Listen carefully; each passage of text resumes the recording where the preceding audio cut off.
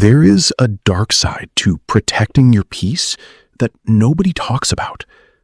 It's when a dark room and a phone on silent stops being a way to recharge and becomes a place you use to hide because you are secretly terrified you are falling apart.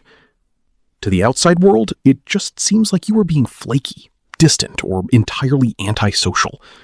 But there is a silent, chaotic calculation happening behind that closed door that nobody else sees. You sit there watching the text messages pile up on your screen, and while you have every intention of responding, the physical act of typing a reply feels like lifting heavy weights. You still care deeply about the people reaching out to you. You haven't stopped loving them. But the mere thought of having to explain your current energy level, or having to perform the role of the functional friend, makes you want to crawl deeper into the shadows. The paradox you live in is agonizing. You don't actually want to be totally alone, and you certainly don't want to be forgotten, but you desperately need the relentless demands of the outside world to just hit pause for a second. You know that retreating makes people misunderstand you. You know it makes you look cold. But staying visible, staying accessible, feels like walking around with no skin. So why does your brain's default emergency response look like complete and utter avoidance? The answer shifts when you realize this isn't a personality flaw, but a strict biological accounting system. It comes down to how your nervous system processes debt. And to understand the mechanics of your disappearance, you have to look at what is actually happening when you shut the world out. 1. You are operating under severe sensory and emotional debt. When you are the type of person who absorbs the subtle moods, expectations, and micro-expressions of everyone in the room, socializing is not free. It costs you a massive amount of cognitive bandwidth. When life becomes overwhelming, your brain realizes it is operating in the red. Isolation is not you pushing people away. It is your neurological system slamming on the emergency brakes to force you to pay off that emotional debt in absolute silence. 2. Your high empathy has temporarily become a liability. You likely possess a hyper-tuned radar for other people's needs. Under normal circumstances, this makes you a highly intuitive friend.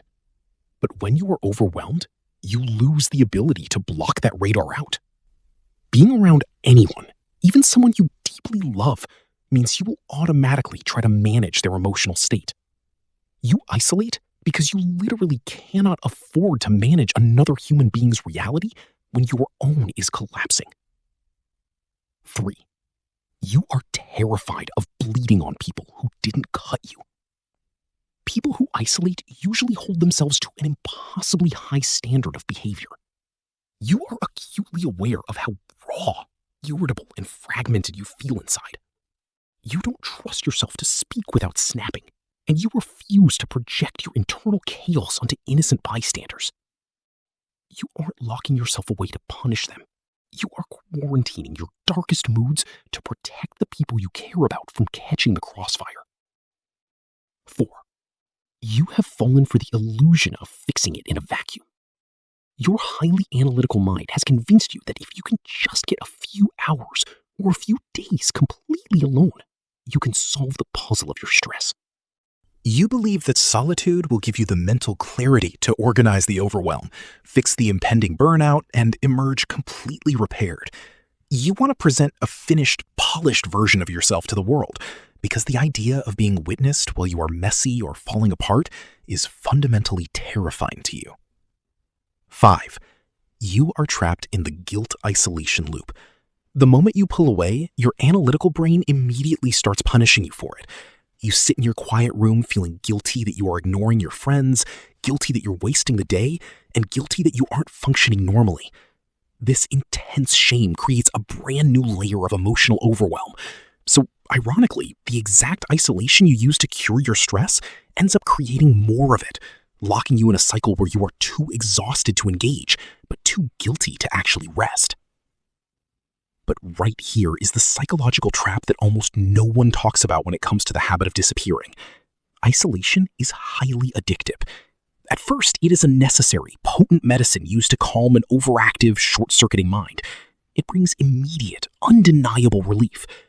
But if you stay in it for too long, the medicine slowly turns into a poison. The walls you built to keep the noise and the demands out eventually start trapping the anxiety and the overthinking in. You stop using the silence to rest, and just like we talked about at the beginning, you start using it to hide. You convince yourself that you are still recharging, when in reality, you are just avoiding the friction of re-entering your own life. Disappearing when you are overwhelmed does not mean you are a bad friend, an uncaring partner, or a fundamentally broken person. It is a highly intelligent, albeit flawed, survival mechanism from a brain that is desperately trying to protect you from total system failure. It is completely okay to need a dark room, a locked door, and absolute silence to recalibrate your nervous system. But you have to remember that the people who truly love you do not need you to be fully repaired, polished, and perfect before you let them back in. They love you in the messy draft phase too. If this perfectly describes how you handle your stress, or if it finally put into words the confusing behavior of someone you love, make sure to like this video and subscribe, because understanding your own psychological wiring is the absolute only way to stop feeling entirely guilty for it.